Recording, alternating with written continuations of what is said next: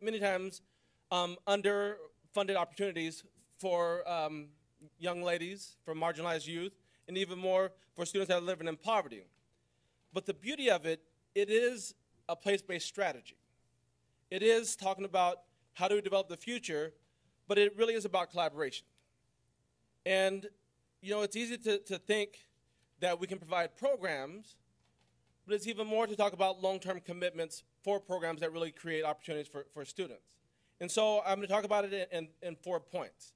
The first is to improve teaching and learning.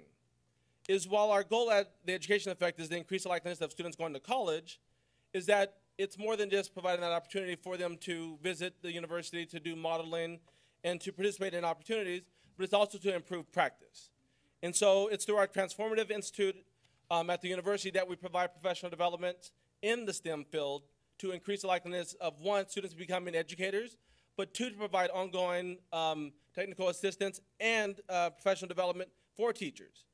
And so my colleague Laird Kramer talked about, it's more than just talking about science, it's to have these urban students doing science. It's about talking about 50% of students are females. And so it's to provide opportunities for, yes, young boys and boys of color, but to also create opportunities for young girls to be active, to be involved, and for that to be modeled in their behavior. It's for them to interact with professionals where they have voice, and that they're not only coming to the university to, 1, get a degree, but to go out to be change makers and to be leaders in the community. But that also means that you have to be deliberate and intentional, that you have to develop programs that are evidence-based and have a strategy to them, but it's also holding the university accountable that they're not just providing opportunities where you come in and you leave. And so often that I've seen at the university that I've been at is that we have wonderful programs, but they're not ongoing. Is that we want to make sure through providing learning assistance that students become the change in the class. Because the teacher, yes, has to become the instructor, but it has to be mutually beneficial. It has to be reciprocal.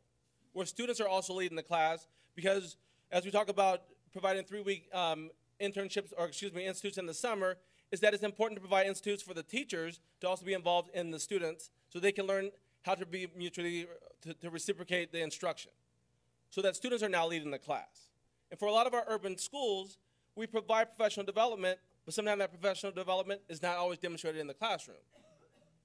So we want leaders and we want these students to become change makers, but sometimes we don't follow up with what that looks like. The other part of that is exposing them to models in the school, and so my team consists of a site coordinator that is a licensed social worker that wants to develop the social emotional disposition of the students, for them to begin to see themselves in context. We are in the process of, or more so we just finished refurbishing a planetarium so that we can increase dual enrollment as well as to increase the number of students participating in the engineering and astronomy magnet. But that person, Ms. Shakira Hardy, is a director of the planetarium, but she's also certified by NASA, so that students, again, begin to see themselves in context. We also have another component of math and civics, so that, again, students can begin to see the history and the richness of the partnership. But the school that I'm at is Booker T. Washington Senior High School. Many of our students don't know who Booker T. was, nor who he is. And so while the idea is to promote and to push for change, sometimes you have to start with where you are and educate students to recognize that they too have value. The other part is providing technical assistance, is working with other community-based organizations in the community so that we can provide outreach as well as in-reach. Because the Education Effect is integrated within the school day, providing in-school programs, but also after-school programs. But it's also assisting for the growth and development of organizations outside. So often when programs come in, it's as if Big Brother or Big Sister is coming in to take over, but the reality is it's about partnership. And the last thing I want to talk about is the public-private partnership, because really is how do we expand community to reflect all people. Booker T is known as a historically black high school, but it's also 52% African American as well as 48% Hispanic. Sometimes we don't talk about the other populations, nor do we talk about other students. And so part of this partnership is to bring more people to the table so that we can create evaluation and metric system so that we can increase the likeliness of students transitioning forward but becoming the change that we want to see. And so, again, it's exciting that at FIU, through the education effect in Miami, we're blurring the lines because we really are trying to figure out how to better work together to create more opportunities for our young ladies as well as teachers to increase their practice and create tomorrow's leaders. So thank you.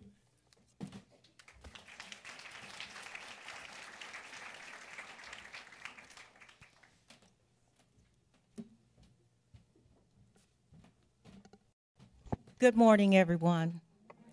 First of all, I would like to thank 3 people who actually came and visited my school a few weeks ago, and they are Rebecca, Becky, and Jessica.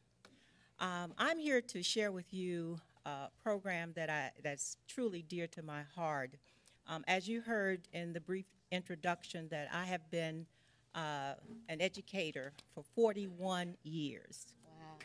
41 years.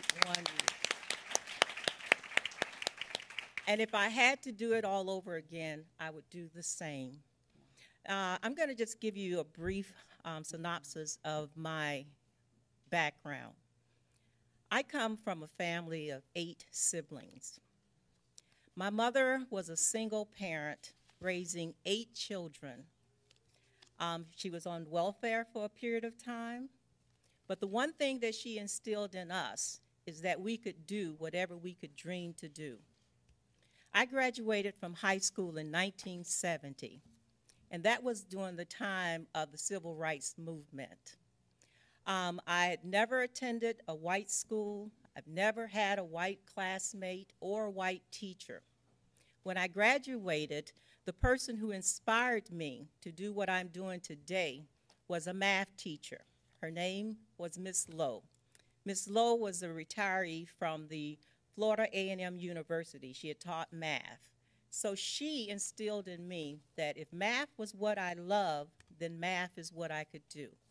The teaching part came from just being a part of her classes and what she was able to do with her students. So when I graduated from Dillard High School in Fort Lauderdale, Florida, I came to Washington, D.C., and attended Trinity University, majoring in mathematics. And it was a cultural shock, but because of the kind of background I had and the confidence that my mother instilled in me, I knew that I could do this. It was difficult, but I was able to overcome the challenge. I was never afraid of mathematics.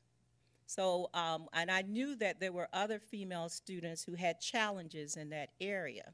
So when I decided to teach, and I came to Washington, D.C., stayed here in the city, and decided to be a part of the District of Columbia Public Schools, I decided that I would be challenged to make sure that other girls or young girls would have the kind of support in order to be successful in STEM careers. In 1991, the Trans-STEM Academy was established as the first transportation studies program in the Washington metropolitan area. We are very proud of that distinction. A few years ago, we decided that because of the nature of our curriculum, that we should concentrate on STEM. So we began to look at various career pathways in STEM. Our partnership with the U.S. Department of Transportation allowed us the funding to actually create a program in engineering. We used the project Lead the Way curriculum, which is an excellent curriculum. We started off with specialized courses in digital electronics. Currently, we've expanded to civil engineering and architecture, aerospace engineering, and more recently, computer science and software engineering. We have currently 130 students in our program in grades 9 through 12. Historically, 85% of our students go on to college. Also, the enrollment of girls in that program have been traditionally 50% or more. So we're very proud of that distinction. We have programs in engineering, as I mentioned, electromechanical